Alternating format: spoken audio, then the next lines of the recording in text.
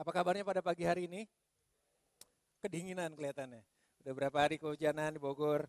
Apa kabarnya pagi hari ini? 2 orang kelihatannya. Saya berdoa ntar pulang saudara bisa teriak lebih bagus daripada tadi apa yang kita lakukan hari ini. 2 Raja-Raja pasal yang ke-20 meneruskan khotbah dalam dalam 3 bulan ini mengenai the message of hope, pesan pengharapan. 2 Raja-Raja pasal yang ke-20 ayat yang ke-1 sampai yang ke-3 bicara mengenai the past, the present and the future, masa lalu, hari ini dan masa yang akan datang. 2 Raja-Raja pasal 20. Pada hari-hari itu Hizkia jatuh sakit dan hampir mati. Lalu datanglah Nabi Yesaya bin Amos dan berkata kepadanya, "Beginilah firman Tuhan, sampaikanlah pesan terakhir kepada keluargamu sebab engkau akan mati dan tidak akan sembuh lagi." Lalu Hizkia memalingkan mukanya ke arah dinding dan dia berdoa kepada Tuhan. Ayat yang ketiga, "Ah Tuhan, ingatlah kiranya bahwa aku telah hidup di hadapanmu dengan setia dan dengan tulus hati. Dan bahwa aku telah melakukan apa yang baik di matamu." Kemudian menangislah Hizkia dengan sangat.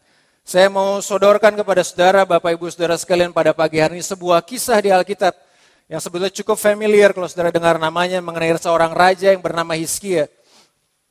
Raja Hizkia ini dimulai sebetulnya cerita tentang dia di Alkitab dimulai dari 2 Raja-Raja pasal yang ke-18.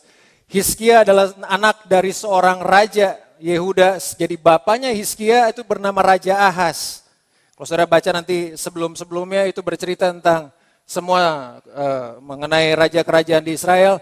Ayahnya Hizkia adalah seorang raja yang bernama Raja Ahaz. Dan saudara perlu tahu siapa Raja Ahaz. Raja Ahaz bukanlah raja yang benar loh. Raja Ahaz bukanlah raja yang melakukan apa yang benar di mata Tuhan, tapi sebaliknya Raja Ahaz adalah raja yang melakukan apa yang jahat di mata Tuhan. Pada masa pemerintahan ayahnya Hizkia yaitu Raja Ahaz, Israel berbalik dari menyembah Tuhan, kemudian berbalik hingga menyembah pada penyembahan berhala. Bahkan Raja Ahaz nggak segan-segan mengorbankan anaknya sendiri sebagai korban persembahan buat para dewa. Jadi Israel jadi Yehuda pada zaman pemerintahan Raja Ahaz dibalikkan 180 derajat dari menyembah Tuhan kemudian menjadi penyembah berhala. Dan Yehuda mengalami masa kemunduran yang sangat besar. Nah Hizkia adalah anak Raja Ahaz loh. Bayangin, bapaknya ngawurnya, ngaconya kayak begini nih. Melakukan apa yang jahat, melakukan apa yang nggak benar di hadapan Tuhan, melakukan apa yang sadis di mata Tuhan. Dan bahkan pada masanya itu Yehuda mengalami kemunduran.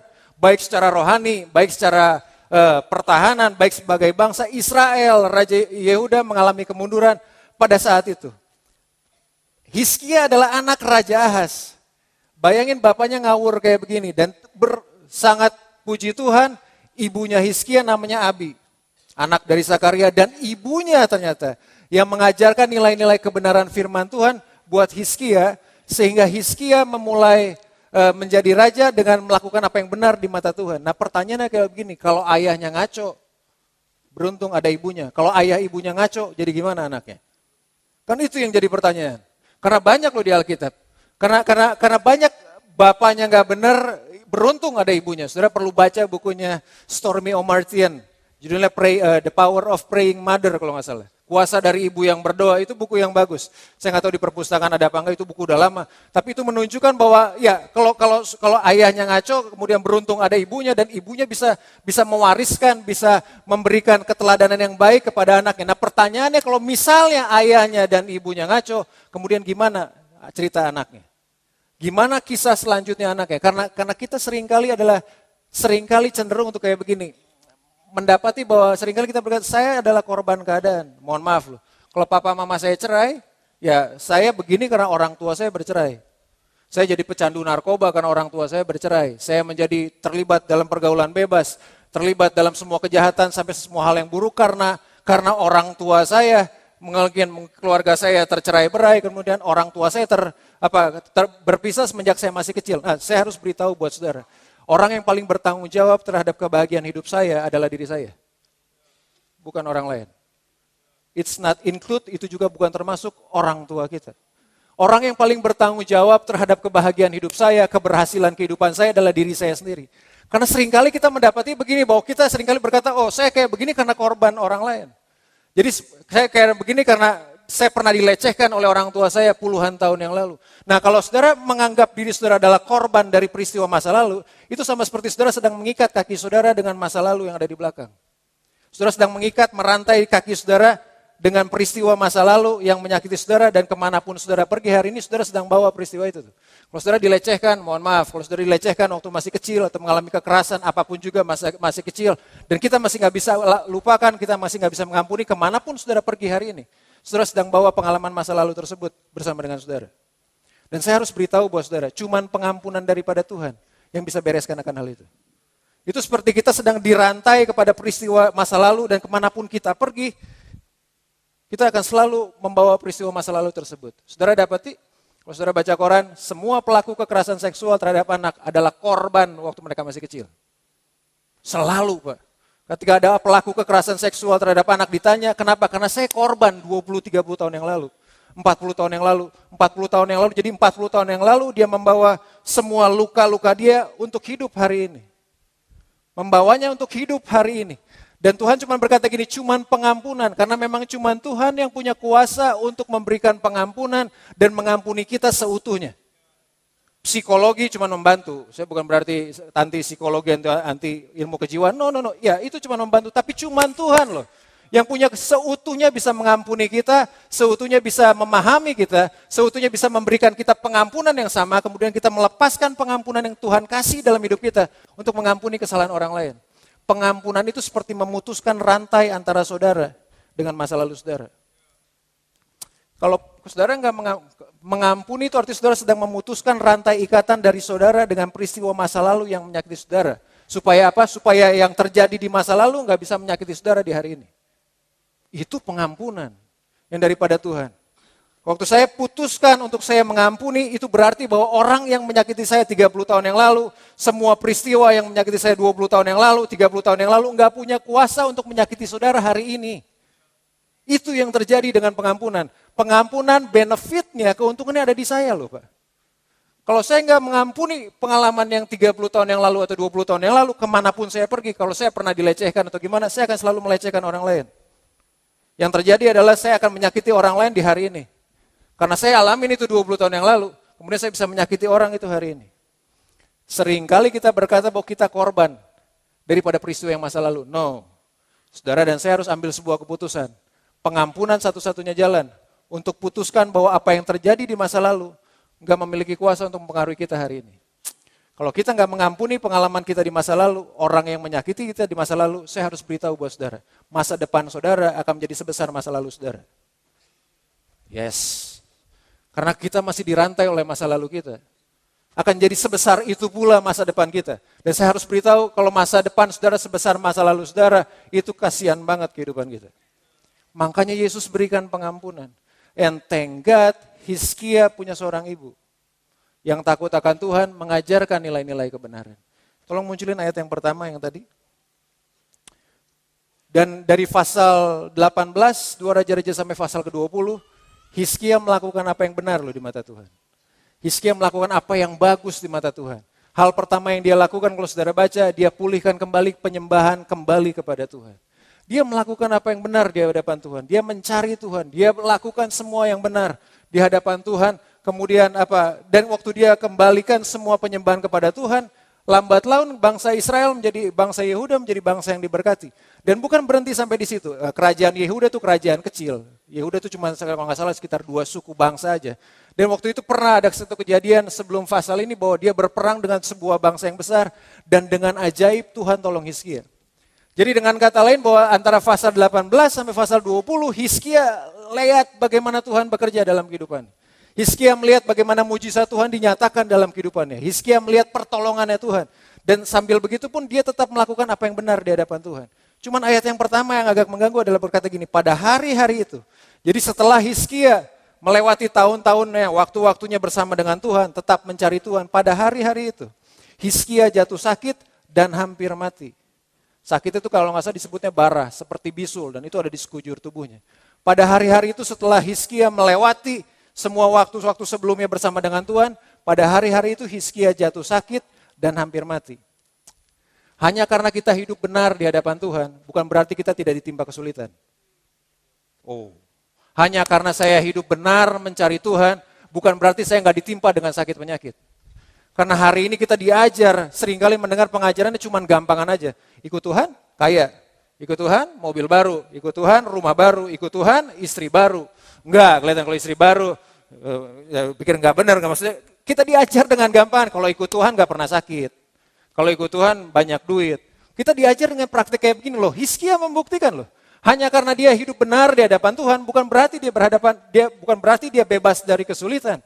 Enggak, Hizkia melakukan apa yang benar di hadapan Tuhan, and dia tetap ada dalam kesulitan. Dia tetap berhadapan dengan kesulitan. Dia tetap berada dalam persoalan. Tuhan tidak pernah berjanji hidup tanpa kesulitan. Tuhan gak pernah berjanji hidup tanpa persoalan. Tuhan hanya berjanji hidup penuh penyertaan. Yang percaya bilang amin. Tuhan cuma berjanji kehidupan kita adalah kehidupan yang penuh dengan penyertaannya, bukan kehidupan tanpa kesulitan. Dari mana itu ayatnya? Mazmur 34 ayat yang ke-20. Saudara pikir itu ayat saya? Ada di Alkitab, tenang. Saya ada di Alkitab, saya Mazmur 34 ayat yang ke-20.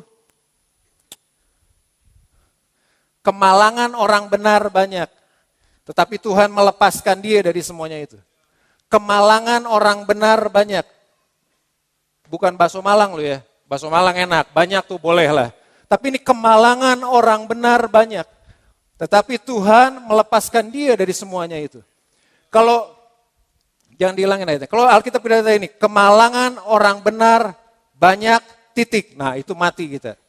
Itu udah mati. Itu komanya sangat penting loh. Itu koma tuh kalau bahasa Indonesia itu sangat penting karena perkataan selanjutnya itu yang sangat penting. Tapi kalau kemalangan orang benar banyak, titik dan itu udahlah, habis lah. Gak usah percaya Tuhan Yesus lah kita. Orang itu masih kemalangan orang benar banyak kok. Kemalangan orang benar banyak koma. Tetapi Tuhan melepaskan kita dari sebagian itu. Semuanya. Yang lain percaya sebagian, saya percaya semuanya.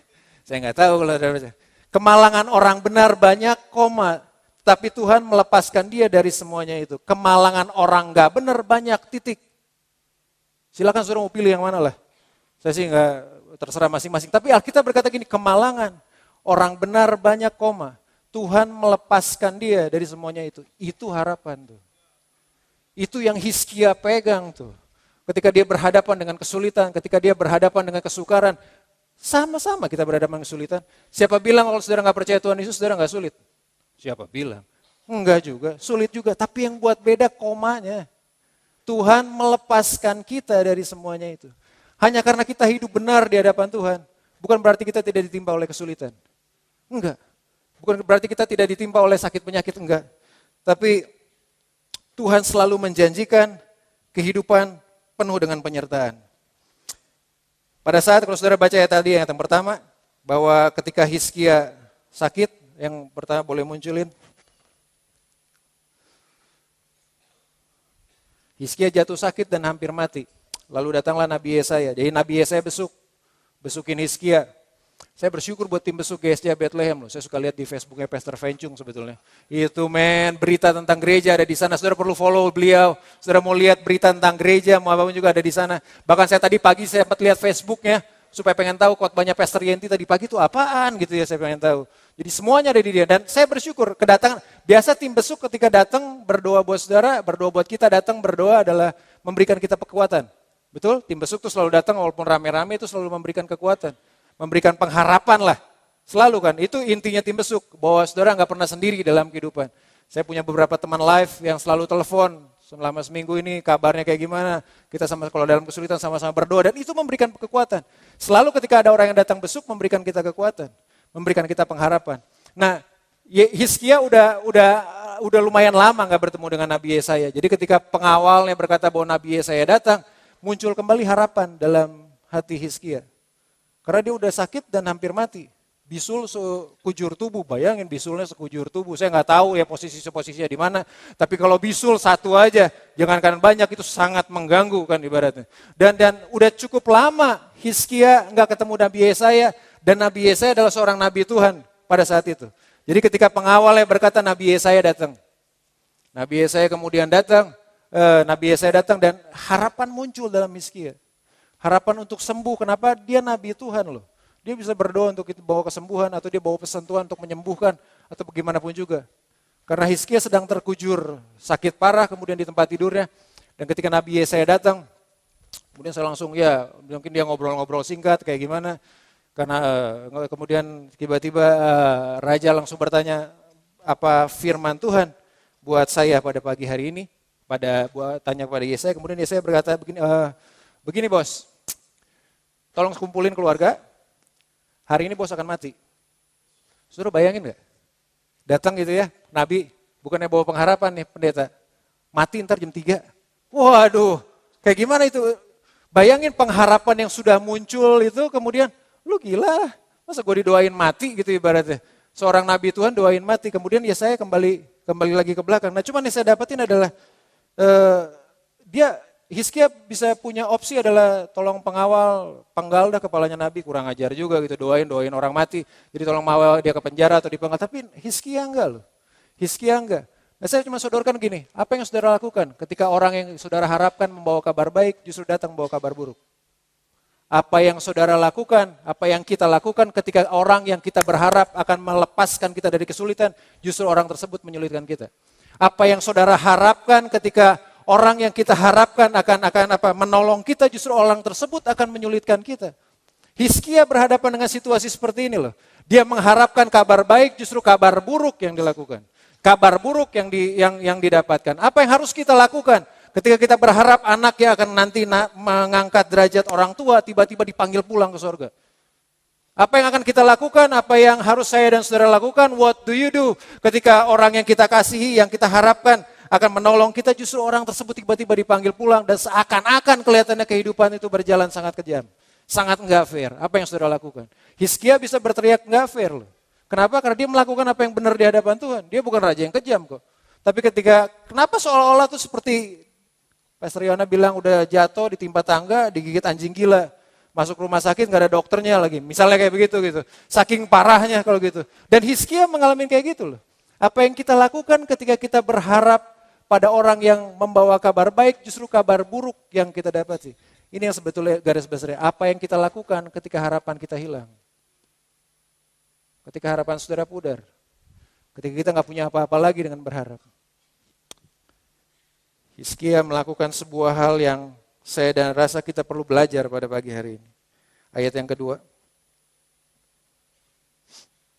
Lalu Hizkia memalingkan mukanya ke arah dinding. Dan ia berdoa kepada Tuhan. Apa yang saudara lakukan ketika harapan hilang? Apa yang saudara lakukan ketika kehidupan seolah-olah memaksa saudara berhadapan dengan tembok? Apa yang saudara lakukan ketika seolah-olah kelihatannya situasi yang sedang kita hadapi memaksa kita berhadapan dengan tembok, udah nggak mungkin lagi kita bisa lakukan, yang udah nggak mungkin lagi kita bisa lakukan apa-apa. Boleh saya harus beritahu buat saudara, ketika kehidupan seperti memaksa saudara berjalan berhadapan dengan tembok, itulah posisi yang tepat, itulah waktu yang tepat untuk saudara jatuhkan lutut saudara ke bawah, arahkan pandangan saudara ke atas karena pertolongan kita datangnya daripada Tuhan sumber pengharapan. Yang percaya kasih tepuk tangan buat Tuhan Yesus. Pertolongan kita datangnya dari atas. Waktu lutut kita jatuh ke bawah, Pak, berdoa kepada Tuhan, hati saudara sedang menyentuh sorga loh. Itu yang Hillsong tulis dengan touch the sky katanya lagunya. Waktu when our knees hit the ground, ketika lutut kita menyentuh kepada tanah, disitulah hati kita menyentuh sorga. Ketika seolah-olah kehidupan memaksa saudara berhadapan dengan tembok dan saudara nggak tahu apa yang jalan keluar, itulah posisi dan waktu yang terbaik untuk saudara pakai lutut saudara berhadapan dengan pencipta saudara karena pertolongan kita datang dari sana. Pertolongan kita datangnya dari sana. Saudara mau pertolongan kita datang dari mana? Lutut kita yang akan berbicara. Nah kita seringkali diajar, saya suka diajar dulu waktu kecil. Kalau otak tuh jangan ditaruh di dengkul. Maksudnya jangan belet gitu, kalau mikir tuh jangan belet lama gitu, 2 kali 2 aja mikirnya lama gitu. Belet banget sih jadi orang, kalau otak tuh jangan taruh di dengkul. Hari ini saya harus berkata buat saudara, seberapa lama saudara pakai lutut saudara, itu menentukan seberapa cerdas otak saudara. Gak amin loh. Maksudnya bukan pakai lutut jadi ini, maksudnya berapa banyak saudara berdoa di hadapan Tuhan, itu yang menentukan seberapa encer otak saudara. Hari ini saudara harus gunakan lutut lebih banyak dibanding dengan otak. Harus. Hizkia udah buktikan loh, mau berharap pada siapa kita? Lutut saudara yang akan menyambungkan bumi kepada sorga. Bukan otak saudara loh. Otak mah belakangan sih. Bukan belakangan maksudnya jadi nggak pakai otak gitu ya. Maksudnya bukan berarti begitu juga. Tapi lutut kita yang harus jadi prioritas yang pertama dong. Lutut kita yang harus dipakai prioritas pertama. Pastor Arif saya masih ingat tahun lalu beliau masih bilang 2015 akan banyak goncangan. Wah itu kan saatnya yang tepat untuk saudara gunakan lutut saudara. Bukan dengan pikiran saudara. Bukan dengan otak saudara. Hizkia melakukannya. Di Israel ada satu tembok yang namanya tembok ratapan. Itu kalau saudara lihat fotonya tuh orang seperti duduk gitu. Berdiri gitu ya, nangis gitu, pakai peci nangis. Nah seringkali itu perlambang adalah waktu Hizkia memalingkan mukanya kepada tembok, itu adalah sebuah bentuk merendahkan diri di hadapan Tuhan. Bentuk bahwa lutut saudara sekarang yang bekerja, bukan otak dan tangan saudara. Karena tembok gak bisa dilalui dengan tangan dan otak kita, cuma bisa dilalui dengan lutut kita. Dengan doa kita di hadapan Tuhan. Dan yang menarik ayat yang ketiga, Hizkia doanya adalah begini. Ayat yang ketiga. Ah Tuhan, belum ada ayatnya. Ayat yang ketiga. Ah Tuhan, ingatlah kiranya bahwa aku telah hidup di hadapan-Mu dengan setia dan dengan tulus hati. Dan bahwa aku telah melakukan apa yang baik di mata-Mu. Kemudian menangislah Hizkia dengan sangat. Hizkia nggak datang kepada Tuhan, kemudian tunjuk Tuhan untuk salahin. Udah hidup benar Tuhan. Masa sih kayak begini doang? Udah bayar perpuluhan, udah ikut live group, udah ikut tim besuk, pelayanan di gereja, Senin sampai Minggu ada di gereja. Ngapain juga ada gitu ada di gereja, kecuali yang kerja di gereja kan. Ngapain juga saudara, kita istri udah satu. Memang itu pengaruh ya istri satu ya. Saya dikasih satu kali teman kantor saya suka bercanda, dia kirimin gambar keberhasilan suami sangat ditentukan oleh doa istri. Oh saya bilang tumben banget nih anak rada bener pikirannya gitu ya. Keberhasilan suami ditentukan oleh doa seorang istri. Kemudian saya lihat bawahnya, oleh karena itu semakin banyak istri, semakin banyak berhasil suaminya katanya. Ngaco juga ternyata bawahnya. Kacau juga nih orang ya, itu cuma joke doang gitu ya. Saya pikir bener gitu. No, ya istri ya satu, atau suami ya satu gitu kan. Karena Allah kita Allah yang monogami, bukan Allah yang poligami. Dan kita udah melakukan hal itu gitu. Oh kenapa memang kalau istri harus dua atau suami harus dua? Kalau istri dua atau suami dua, kalau saudara mohon maaf, saya rasa nggak ada di sini. Nggak ada yang ngaku mungkin, nggak tahu ada yang 3, ada yang 4, saya nggak tahu. Tapi saya harus beritahu, kalau saudara punya istri atau suami lebih dari 1, ada 2, saudara sedang memasuki pertempuran yang saudara nggak akan pernah bisa menangkan. I guarantee that. Saudara sedang masukin pertempuran, peperangan yang saudara nggak akan pernah bisa menangkan. Penjelasan lebih lanjut, ikutilah Family Camp nanti tanggal 19 dan 20 Februari di GSIA Bethlehem, saudara berdaftar, Pastor Desi.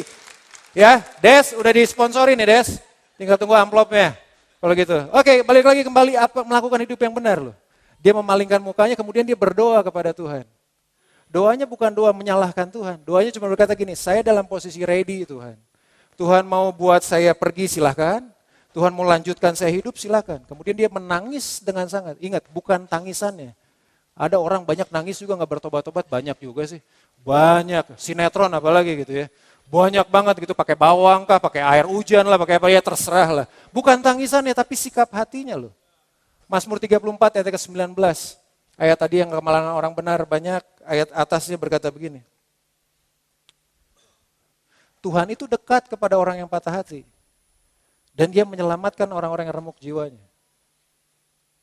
Makanya saya bilang ketika kesulitan seolah-olah seperti ada tembok di sekitar saudara, ketika seolah-olah harapan itu hancur, kemudian kita berlutut di hadapan Tuhan, hati kita menengadah, terbuka kepada Tuhan, di sanalah Tuhan sedang hembuskan harapan baru daripada Tuhan. Karena Alkitab berkata Tuhan itu dekat kepada orang-orang yang patah hati. Yang lagi patah hati, jadi Tuhan juga dekat kepada kalian yang lagi jomblo, yang lagi Tuhan dekat pada orang-orang yang patah hati, dan menyelamatkan orang yang remuk jiwanya. Move on lah, jangan ini aja ya. Buanglah mantan pada teman-temannya. Kalau kita buang sampah pada tempatnya, buanglah mantan pada teman-temannya. Jadi kembalilah anak-anak muda ya. Tuhan itu dekat pada orang yang patah hati loh. Tuhan itu dekat pada orang-orang yang hancur hatinya. Karena yang menarik adalah begini, setelah ayat yang keempat, Hizkia kemudian merendahkan diri berdoa, dan dia berdoa begitu, Tuhan kalau Tuhan mau ambil sekarang boleh. Kalau enggak pun boleh. Karena apa? Aku udah melakukan kehendak Tuhan loh. Aku udah melakukan apa yang menjadi bagianku Tuhan. Aku udah melakukan apa yang menjadi bagianku, aku merendahkan diri. Kalau mau hidup monggo, mau diambil sekarang, ya wis. Gak apa-apa. Kemudian Alkitab, tapi saya belum lagi keluar dari pelataran tengah, tiba-tiba datanglah firman Tuhan kepada. Jadi Yesaya tuh lagi turun setelah dia kasih tahu, karena ini istana, mungkin ada di tengah, belum keluar dari istana, masih ada di pelataran tengah, tiba-tiba datanglah firman Tuhan kepadanya, ayat yang kelima. Baliklah dan katakanlah kepada Hizkia, raja umatku Tuhan. Langsung Tuhan berkata gini, raja umatku loh. Tuhan mengidentikan dirinya dengan raja ini. Dengan orang yang nama Hizkia, bukan karena dia orang yang hebat, tapi karena dia datang dengan hati yang hancur, dia datang dengan merendahkan diri, kemudian Tuhan berkata, ini raja umatku nih. Asik gak kalau kayak begitu, saudara? Tuhan mengidentikan ini anak gua nih. Bukan karena saudara ganteng, kaya, atau enggak, tapi karena hati kita memiliki hati yang memiliki kerendahan hati di hadapan Tuhan. Balik, katakan kepada Hizkia raja umatku, beginilah firman Tuhan Allah Daud, bapa leluhurmu. Telah ku dengar doamu, cepet banget doanya. Hebatnya Tuhan kita adalah begini loh, kalau kita berdoa dia jawab. Kalau yang lain saya nggak tahu ya, nggak tahu saya kalau yang lain. Tapi Tuhan kita tuh kalau kita berdoa dia jawab. Itu buktikan bahwa dia hidup. Saya nggak tahu kalau yang lain, saudara boleh cari tahu, yang lain saya nggak peduli gitu sama yang lain juga. Tapi saya cuma mau ikutin Tuhan yang model begini nih. Kalau saya berdoa, Tuhan jawab. Telah ku dengar doamu dan telah kulihat air matamu. Sesungguhnya aku akan menyembuhkan engkau pada hari yang ketiga, engkau akan pergi ke rumah Tuhan. Hal pertama yang Tuhan lakukan adalah karena Hizkia datang dengan kerendahan hatinya, berdoa di hadapan Tuhan, enggak menyalahkan situasi, dia enggak menyalahkan keadaan loh. Enggak, dia enggak nyalahin situasinya kok, dia enggak nyalahin kesulitannya kok, dia enggak menyalahkan penyakitnya kok, dia enggak menyalahkan Tuhan juga. Tuhan enggak tertarik mengubah keadaan kita, Tuhan jauh lebih tertarik untuk mengubah karakter kita. Tuhan gak tertarik untuk mengangkat kesulitan saudara sebetulnya. Tuhan cuma tertarik untuk mengangkat karakter kita bersama dengan Tuhan. Itu alasan dia berikan kesulitan. Itu alasan kenapa dia izinkan kesulitan ada dalam kehidupan kita untuk mengangkat karakter kita untuk lebih lagi mengenal Tuhan. Telah ku dengar doamu dan telah kulihat air matamu. Hal pertama yang Tuhan lakukan apa? Sehingga aku akan menyembuhkan kau pada hari yang ketiga, engkau akan pergi ke rumah Tuhan. Tuhan berikan kesembuhan buat Hizkia. Gak cukup cuma sampai di situ ternyata. Padahal doanya cuma doa ya, kalau boleh hidup ya boleh gitu, sembuh aja. Ayat yang selanjutnya berkata, aku akan memperpanjang umurmu 15 tahun. Dikasih bonus, spesial, karetnya 2. Kalau spesial kan biasa karetnya 2. Aku akan memperpanjang hidupmu 15 tahun lagi. Cukup sampai di situ? 2. Yang ketiga lo dikasih. Aku akan melepaskan engkau dan kota ini dari tangan Raja Asyur. 3. Aku akan melepaskan engkau dan kota ini dari tangan Raja Asyur. Yang keempat, aku akan pagari kota ini oleh karena aku dan oleh karena Daud hambaku. Hizkia cuma harus memilih respon yang benar di hadapan Tuhan ketika dia berhadapan dengan kesulitan. Selebihnya Tuhan gak sekedar Tuhan gak sekedar bebaskan dia dari kesulitan, tapi Tuhan mengangkat dia jauh lebih tinggi. Dia disembuhkan, umurnya diperpanjang 15 tahun. Kemudian yang ketiga, melepaskannya dari segala bahaya Raja Asyur. Yang keempat, Tuhan pagari. Seringkali Tuhan izinkan kita berhadapan dengan kesulitan. Sekali lagi saya harus bilang, bukan sekedar untuk kesulitan itu menjatuhkan kita, tapi kesulitan itu akan dipakai Tuhan untuk mengangkat kita naik ke atas. That's the truth. Itulah kebenarannya. Itu kebenarannya. Dan Hizkia melakukan hal itu loh. Dia punya masa lalu, boleh masa lalu bagus. Kalaupun saudara berkata, oke, masa lalu Hizkia bagus, gua mah hancur-hancuran masa lalu kita. Kalau saudara bisa hidup hari ini, kalau saudara flashback, lihat ke belakang. Kalau saudara lihat ke belakang, nanti duduk sendiri atau lagi merenung, lihat ke belakang. Pasti ada peristiwa-peristiwa yang saudara pikir harusnya gue mati itu saat itu. Selalu ada kayak gitu. Saya ingat pernah nyebrang dulu waktu SMA, berdiri di tengah-tengah ada motor kenceng gitu. Saya cuma mikir, gue mundur, apa gue maju ya Tuhan ya. Motornya kenceng banget sendirian di tengah, di Surya Kencana tuh ingat. Kelas 2 SMA atau kelas 3 SMA saya masih. Aduh Tuhan, mundur, maju, mundur cantik, maju cantik, jatuh juga saya pikir. Gimana? Karena kan saya nggak tahu tuh motor kemana kan. Motor juga pikir, ini orang ke kiri, naik apa mundur kan nggak tahu. Kemudian saya ada di tengah-tengah, kemudian dengan secepat kilat tuh motor, dia ke belakang saya. Saya cuma diem pada waktu itu. Nah itu peristiwa-peristiwa kayak gitu, yang sebetulnya kita mulai berpikir, harusnya gue mati tuh waktu itu. Dan kenyataannya saudara hidupkan hari ini, itu kebaikan Tuhan. Itu grace-nya Tuhan. Itu kasih karunia-Nya Tuhan. Itu anugerahnya Tuhan. Di sanalah kita bisa menaikkan syukur kita di hadapan Tuhan. Kalau kita ada hari ini itu karena kasih karunia Tuhan. Itu sebabnya mungkin dia izinkan kesulitan. Dia izinkan mungkin sakit penyakit menimpa saudara. No, yes. Perjalanan kita mungkin kita nggak tahu kayak gimana akan ke depan. Tapi cuma Tuhan pastikan kalau kita datang kepada dia dengan merendahkan diri, gunakan lutut saudara lebih banyak dibanding otak saudara. Di sanalah Tuhan akan menyatakan kuasanya. Saya suka Joel Osteen satu kali pernah cerita, ketemu dengan temannya seorang sutradara film terkenal. Ditanya, gimana caranya bisa lu buat film nih, film bagus, menjadi sebuah film yang bagus. Gimana sih caranya memulai sebuah film? Oh, sutradaranya cuma tulis gampang. Oh, gampang. Kamu harus tentukan dulu akhir ceritanya mau kayak gimana. Kalau mau buat film tuh harus tentuin dulu akhir ceritanya mau gimana. Mau jagoannya mati, jagoannya hidup, jagoannya setengah ngambang, kayak gimana, harus ditentuin dulu akhirnya. Nah, waktu akhirnya ditentukan, baru dimulai awalnya. Bahkan beberapa film ada yang nge-shoot adegannya itu dari adegan terakhir dulu. Baru kemudian dia runut maju ke depan. Tuhan, cerita kehidupan saya dan saudara itu berakhir pada kemenangan loh. Gak percaya. Orang opo-opo kelihatannya. Akhir cerita hidup kita berakhir pada kemenangan. Makanya tadi disebut Yeremia 29 ayat 11, itu masa depan saya dan saudara loh, berakhir pada kemenangan. Kalau saudara sedang berhadapan seperti berhadapan dengan neraka hari ini, ingat, akhir cerita hidup saudara berakhir pada kemenangan. Alkitab berkata bahwa Yesus adalah Alfa dan Omega, yang awal dan yang akhir. Ingat, jadi kalau dia yang awal, dia akan memulai dari yang awal, dan cuman dia juga satu-satunya yang punya kuasa untuk mengakhiri kehidupan kita. Gak ada kesulitan yang bisa akhiri kehidupan saudara. Gak ada penyakit yang bisa mengakhiri kehidupan kita, tapi cuman Yesus yang punya kuasa untuk mengakhiri kehidupan kita. Ya kalau mau akhiri dengan keadaan sehat atau sakit, ya karena memang ketentuan Tuhan. Jangan menyelesaikan masalah yang sifatnya sementara dengan jalan keluar yang permanen. Kalau saudara berhadapan dengan hal yang kelihatan masalah tuh Alkitab tulis sementara. Dengan jalan keluar permanen, udah sakit, gak bisa berbuat apa-apa, kemudian bunuh diri. Nah itu permanen tuh. Iya dong, permanen. Kalau misalnya saudara lagi main saham, tiba-tiba yang suka main saham, wah sahamnya lagi nutuk terus gerrrr kayak gini. Kemudian saudara minum Baygon, mati udah kayak gitu. Pas saudara udah minum Baygon, udah ditelan, sahamnya naik lagi kayak begini gitu. Kan gak mungkin lagi dimuntahin gitu Pak. Ampun udah duitnya. Ya, jangan menyelesaikan masalah yang sifatnya sementara dengan jalan keluar yang permanen. Jangan menyelesaikan masalah rumah tangga yang sementara dengan hal yang permanen seperti perceraian. Itu permanen. Itu permanen. Tuhan cuma inginkan waktu kita datang kepada Dia, datanglah waktu berhadapan dengan kesulitan. Datanglah dengan hati yang merendahkan diri di hadapan Tuhan. Karena waktu lutut kita pakai, tangan kita sedang menyentuh sorga loh Pak. Kekuatan kita datangnya dari sana. Di luar sana saya nggak tahu kekuatannya berasal dari mana. Tapi waktu kita ada di dalam persekutuan bersama dengan Tuhan, di sana kekuatan kita berada.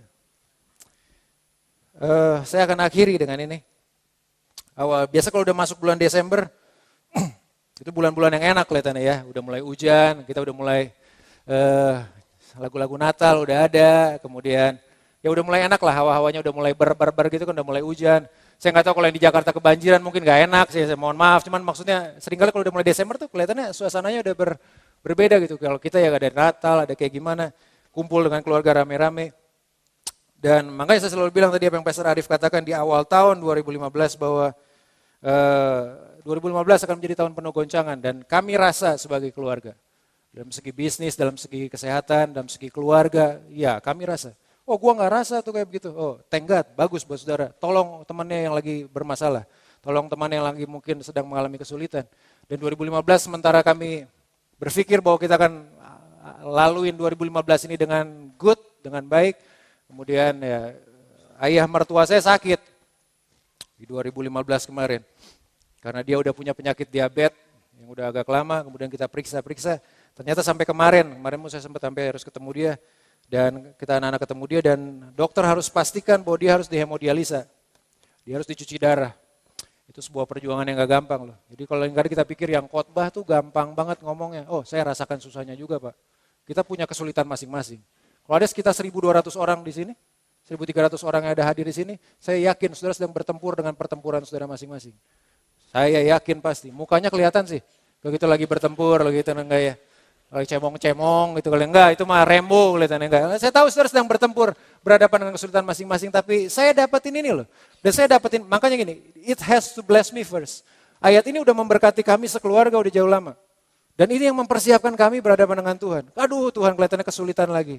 Berhadapan dengan sakit lagi, hemodialisa itu harus dicuci darah sebetulnya bahasa itunya dicuci darah dan ada berapa hal yang harus. Berapa teman baik saya cerita, kemudian mereka dukung dalam doa. Dan kelihatan, aduh Tuhan. Karena saya udah berpengalaman dengan 2 orang tua saya. Mama dan papa saya, waktu mereka dapat cancer, itu harus gunakan lutut saya kembali. Tapi saya bersyukur loh. Saya belajar seperti yang Hizkia lakukan. Gak gampang memang untuk khotbah gini kelihatannya gampang. Tapi melakukannya susah. Iya memang susah. Tapi itu yang Tuhan mau. Karena Tuhan tidak untuk dimengerti. Tuhan hadir untuk ditaati.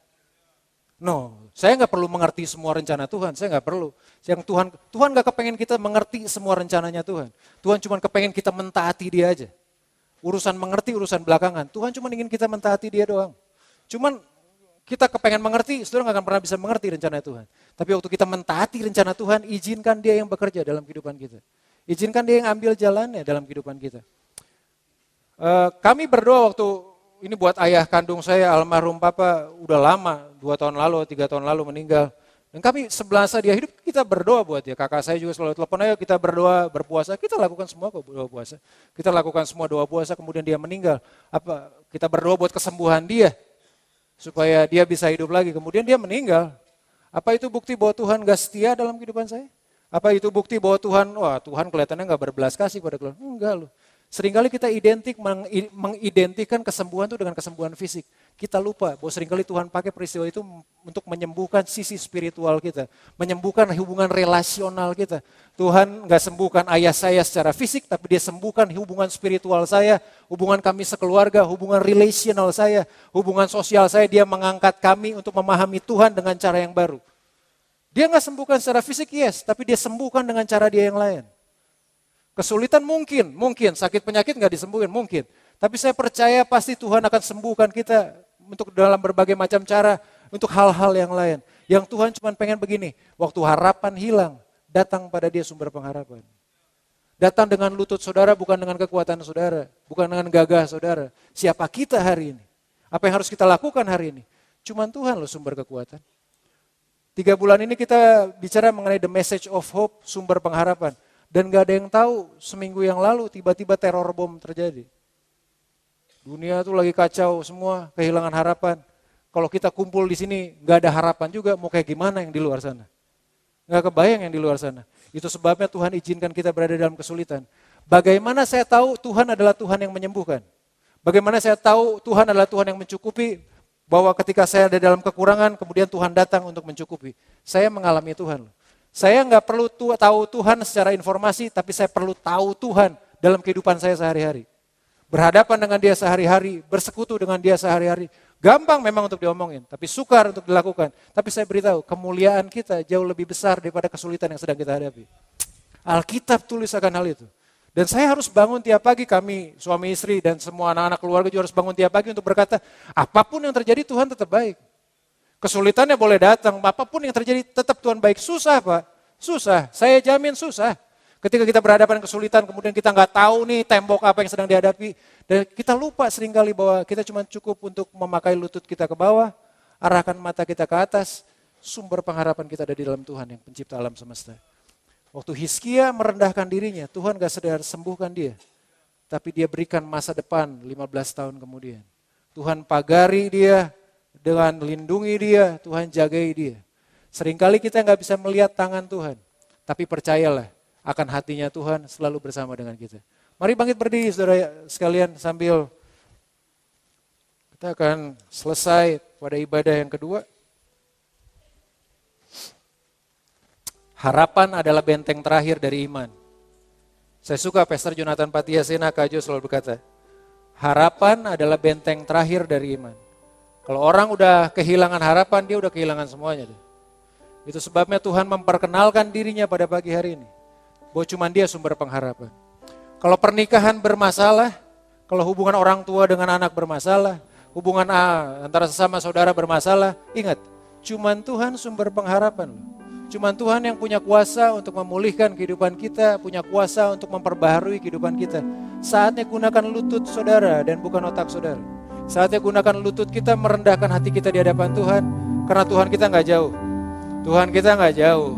Tuhan kita gak perlu dipanggil jauh. Tuhan kita cukup perlu dipanggil dengan hati yang merendahkan diri di hadapan Tuhan. Pertolongan kita sedang datang.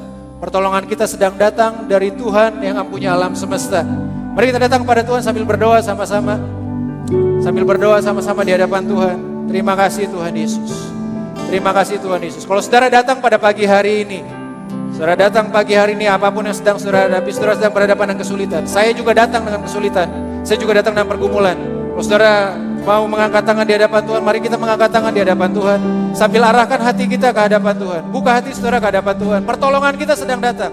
Kekuatan kita sedang datang. Kesembuhan kita sedang datang. Tuhan pengen lihat respon hati kita apakah kita merendahkan diri di hadapan-Nya.